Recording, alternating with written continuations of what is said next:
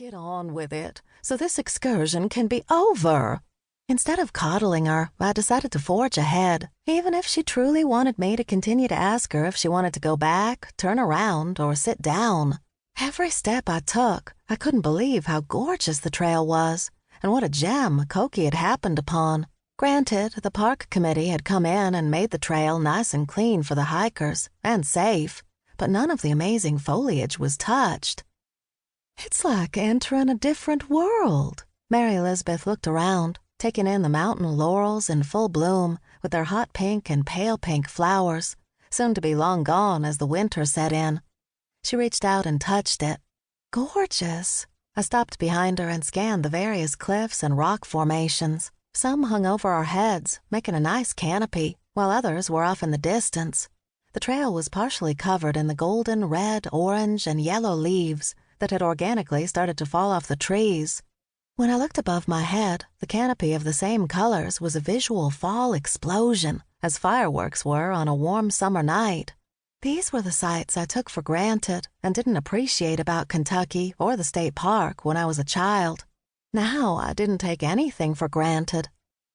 Oh my, Mae. Mary Elizabeth was a few feet in front of me when she stopped, her mouth wide open as she stared off into the distance. You aren't going to believe this view. She lifted her walking stick and pointed it in front of her. Before I could even get close enough to catch her, her feet slipped right out from underneath her, and down she went. Are you okay? I rushed over in my hiking boots with the good grip soles and stared down at her. It looked like she'd slipped on a pile of wet leaves and landed right in the middle of a mud puddle left behind from the fall rains we'd been getting. Well, hell! Mary Elizabeth let out a rare curse word, making me laugh. What's so funny? She put her hands out for me to grab in order to help her up. You! I couldn't stop laughing. You were so cute walking out of the bed and breakfast this morning, and I asked you to change your shoes.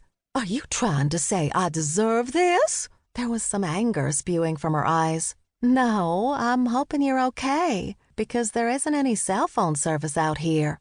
I hadn't told her that little fact because she liked to have her cell on her in case Dawn needed her for something about the milkery. I wanted her to enjoy the few hours it took to walk the trail and back. She'd been working so hard the last few months at the dairy farm, which included the cows, that I'd not been able to spend any more than a few minutes with her. Right then, I was rethinking how we should spend our time together. I reached my arms out, crossing them at the forearm so I could get better stability to pull her to her feet.